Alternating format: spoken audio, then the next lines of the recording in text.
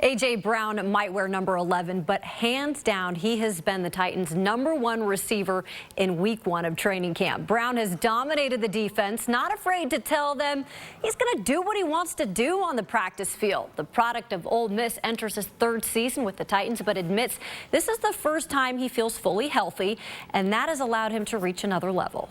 This is probably like one of the first times me going into training camp where I'm fully healthy. You know, like I said, I'm just flying around, having fun, and I'm so comfortable. I feel like I can do whatever I want to do when I want to do it.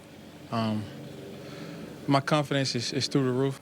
Yeah, it is. All right, on the other side of A.J. Brown, well, you have Julio Jones. The veteran wide receiver is in his 1st year with the Titans and said it's been a seamless transition from Atlanta. And if you haven't figured it out by now, this guy is the ultimate pro. Entering year 11 in the league, yet not afraid to deal with his weaknesses, always wanting to get better. For me, just my mindset, my mentality, right, how I approach each and every day. If I feel like I'm weak at something, I work on that more so than the strength.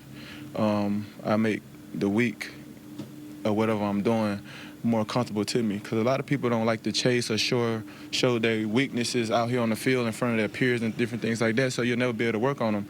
But for myself, like, I can be vulnerable, but I'll be stronger, you know, in the end. I like it. All right, that is a wrap on week 1 of training camp. And a few things to note today. Outside linebacker Bud Dupree, he was removed from that reserve COVID-19 list. He remains on the PUP list, however. Former Vols tight end Luke Stalker makes his return to Nashville, added to the Titans roster today. Meanwhile, rookie tight end Briley Moore carted off the field today with an apparent knee injury.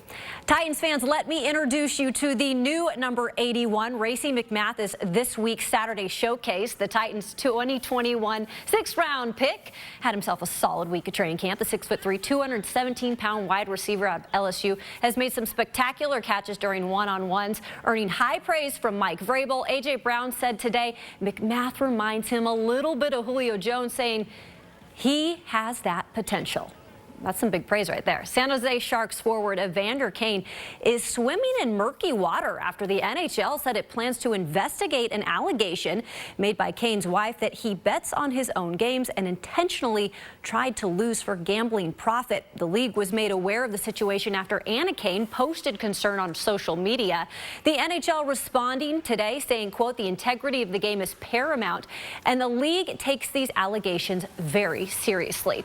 Let's go out to the Diamond. Braves hosting the Brewers, and what a night for former Vandy boy Dansby Swanson. Bottom 7, 4-1 Braves. Swanson, he's going to take this ball for a little ride out to left. That's going, and hits the pole for the grand slam. 7 RBI for number 7 tonight. He is now also tied for 1st all-time for homers by a shortstop in Braves franchise history. Braves get it done 8-1. Are you kidding me? What a night. That's 2 grand slams the Braves in need, 2 weeks. Though. I know. They need that from him. They do. Whew, they're running on fumes with that team, too. Just a good place to start. It was a good, clean game. We went down there. Unfortunately, you know, we did have, you know, a couple guys that couldn't finish the game.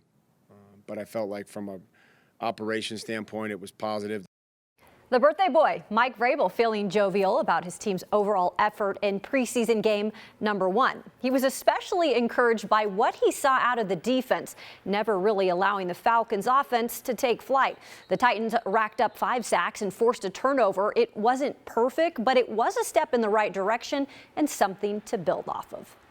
I think there was some tackling that always is going to show up, missed tackles, guys leaving their feet. But they did fly around. They were productive. We got our hands on some footballs. I'm just glad we kept it going the whole game, and Weave get some sacks. The young bull out there getting plays. Everybody else, just playing off energy. And when somebody else make a play, everybody else makes a play. And an update on running back Darrington Evans. He came out of the game after just his 4th carry of the night in Atlanta, suffering what is an apparent knee injury. Vrabel said that right now he is day-to-day. Also day-to-day, kicker Tucker McCann.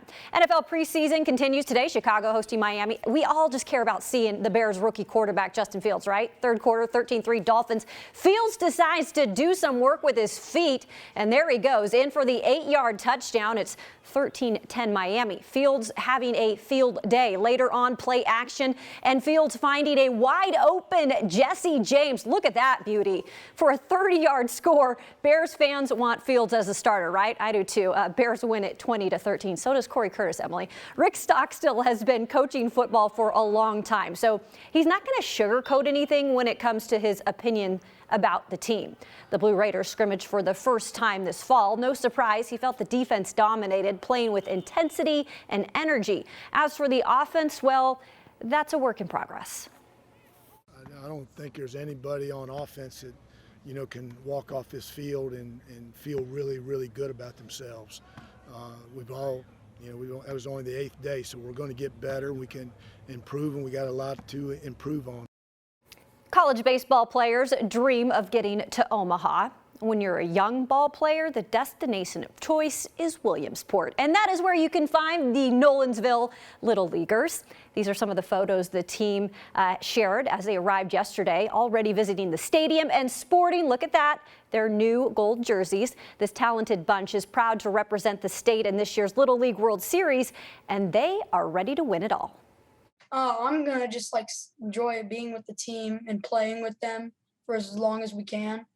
We want to be known for winning it all, being the people that after we lose one game or if we don't lose any at all, or after we get down, we want to get right back up.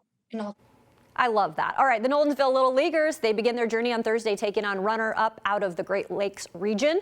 First pitch set for 2 p.m. on ESPN. And to learn more about how you can help the team's fundraising effort, head to their Facebook page. We'll be right back with more news.